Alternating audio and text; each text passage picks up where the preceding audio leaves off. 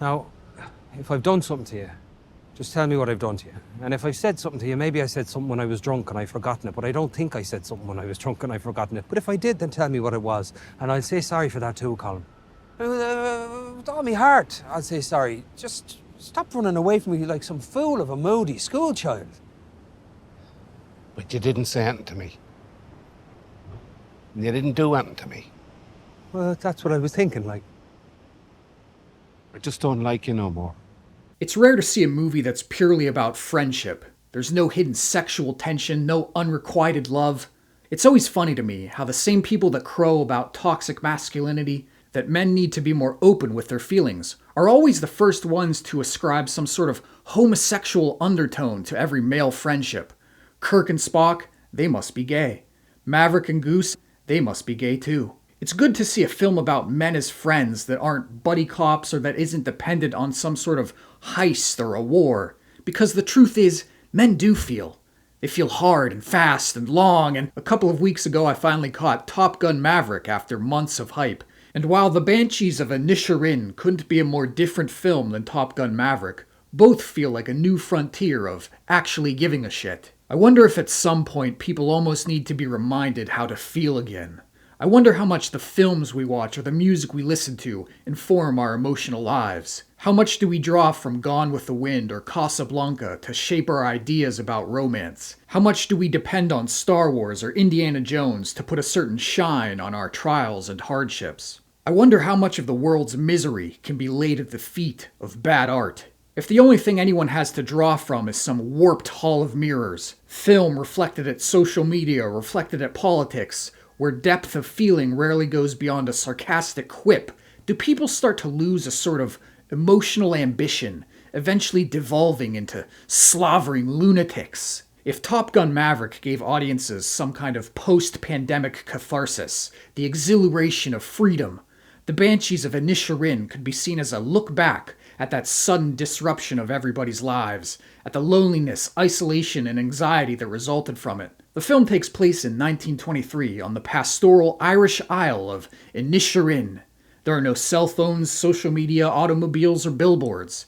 There's a civil war happening off on the mainland, marked by the occasional boom of cannon fire off in the distance, but for the most part none of it touches the island. It's a quiet, routine, idyllic sort of life. Every day at 2 o'clock, Podrick goes to the pub with his friend Colm. But then one day, and for seemingly no reason at all, Colm says he wants nothing to do with Podrick. He doesn't want to drink with him, doesn't want to talk to him. He doesn't want to be his friend anymore. It's that initial apparent lack of motivation, the mystery of it, that draws you in. Here's an important part of Podrick's life that he'd always assumed would be there, but that suddenly rejects him, is taken away, and there's nothing he can do about it. All he can do is wait and hope for it to make sense. If that all sounds too severe or contemplative, the main draw of the film is really how funny it is.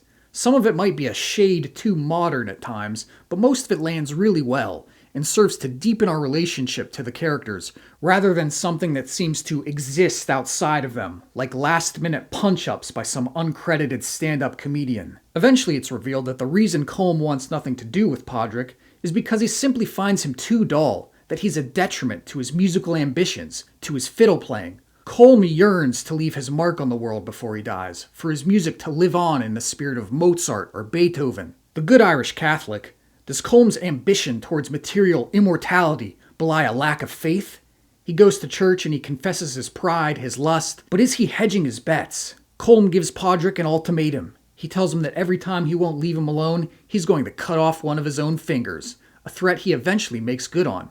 This puts Podrick even further into a no-win situation, where every effort he makes to repair the friendship, to earnestly commune with his fellow man, only leads to pain. Podrick's kindness and good-heartedness are inexplicably rewarded with confusion, guilt, and isolation. But why would Colm, who ostensibly wants to get away from Podrick so that he can focus on his music, deliberately mutilate himself so that it becomes harder and then impossible to play his violin? Maybe it's less about his music than simply having some sense of control over his tiny corner of the universe.